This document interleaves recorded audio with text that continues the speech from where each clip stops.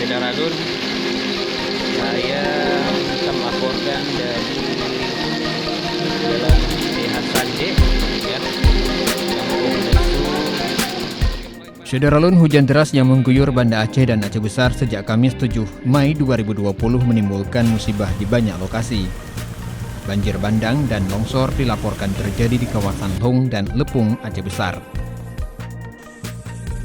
Hujan deras yang mengguyur selama 2 hari ini juga merendam permukiman penduduk di Banda Aceh dan Aceh Besar. Video-video hasil rekaman banjir di Aceh Besar dan ibu kota Provinsi Aceh, Banda Aceh, beredar di media sosial sejak Kamis malam tadi. Wartawan Serambi di 2 daerah ini juga merekam kawasan penduduk yang direndam banjir dan menyiarkannya secara langsung di laman Facebook serambinews.com. Terancam barang-barang mereka basah, akan masuk air hujan. Jika hujan terus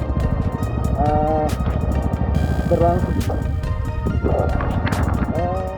Selain laporan wartawan Serambi News, beredar pula sejumlah video yang memperlihatkan banjir bandang di kawasan air terjun Suhom, Kecamatan Hong, Aceh Besar.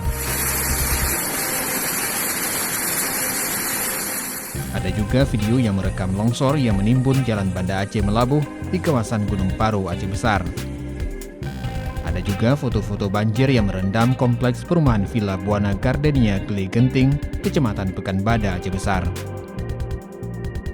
Sementara itu, anggota DPRA, Darwati Agani, juga memposting foto saat dirinya melihat kondisi banjir di kawasan Ketapang.